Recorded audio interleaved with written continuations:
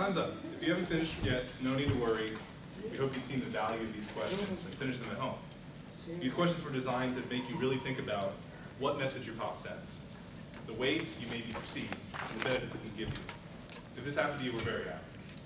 Just think, just like the presenter stage, your online portfolio, your social media accounts people are watching you, people are seeing what you're doing, people are watching maybe a little too closely, so you have to be very mindful of what you put out there.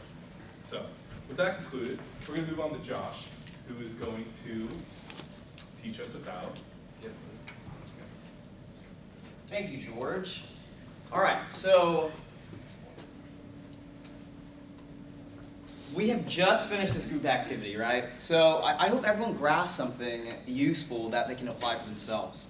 Now for managing unique situations as such, this can help us in like a real world circumstance. And when we're creating our online presence, there will be challenging situations that come across in life and in our personal outreach network. And we want to consider why it's significant. So let's take a look at an instance or why it's significant. As to dealing with challenging situation and its significance on Facebook, number one, develop mindful online interaction, right? That builds your perspective and professional resiliency. Number two, this creates wide web of experiences. So number three, you will evolve as a professional individual. And keep in mind to stay genuine, but show that what makes you extraordinary? What makes you extraordinary, right? What makes you extraordinary? In a professional manner, of course, right? So let's go ahead and move on to some of the swipe lefts, swipe rights, if you will. For swiping right, you want to, number one, follow a professional response protocol. Have a purposeful agenda of what message you want to convey to your audience.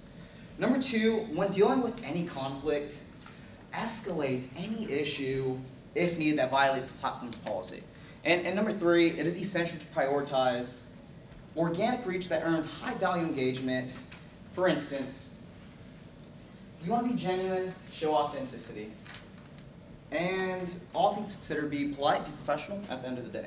Now, on the other hand, I know it's a bit redundant, but for the last don't or the swipe lefts, you want to, number one, refrain from reacting inferiorly or defensively, especially with political ads or some topics that can get under your skin. Raise your hands. Did anyone vote today? Yesterday? Just anyone? Just raise your hands. Did you guys vote? No. All right. All right. So number two, abstain from any online debate, especially politics, that leads to negativity, right? So since you want to maintain this, quote unquote professional image, right? Consider reacting in a way that puts your best foot forward. You want a good job, put your best foot forward. You know what I'm saying? So number three, in today's day and age, we post everything and anything about our highlights. There's no app out here that shows our low lives of life, right? Raise hands. When you guys went out on Friday night, everyone probably snapped something, shared something, right? Right? Okay. So with that being said, eradicate any confidential information that can be used against you, and that can jeopardize our career or future endeavors. So let's take a look at an example. Now on the left, I have shared a screen of Facebook's pre-post platform. Before I consider sharing what is on my mind, right? I must number one, begin with an agenda, purposeful intention, exactly what Zach said, right? And know who will be receiving my content. And number two, consider the audience's expectations. Now, I want to proofread who's my outreach network. And number three, decide how to effectively respond to hostility and negativity. And as the screenshot below is depicting a pre-comment posting section, I must first assess the situation at hand and consider taking a conservative approach using a professional response protocol. Now, before I pass it off to Pavan to begin our recap, here's a short video of Emily Sutton. She's known to be a TV meteorologist and storm chaser in Oklahoma City. Take a look at her closing moment in this TED Talk and how to handle jerks on social media. That's the stack, if it relates. So, what my simple statement is for you, if you wouldn't say something to someone in person, don't say it online. Oftentimes we use a screen, a phone screen, a computer screen as a guise, but there are real people behind that. And if you have an issue with someone, why don't you direct message them instead of putting it out for the world to see, and say it in a nice way. And finally, I watched a TED Talk about the power of positivity, and I loved this idea of every day post something nice to someone else online. And I would encourage everyone here to do this challenge. In the month of February, every day, let's try and post something nice to someone else. It could be a stranger, it could be a business, it could be a friend, every day, so we can spread kindness and positivity. Kindness and positivity. Okay. All right, let me quickly recap the presentation. Thank you for your patience, by the way, everyone. 40 minutes, I know. But the first one, which I talked about, exploring and organizing your content strategy. The point that I really want to drive home, think about your bricks and how you want to lay them to build your building, which is your presentation. So the bricks is content, and have a strategy using that concept map or other data dump strategies that I talked about right now. And the second one, Alyssa?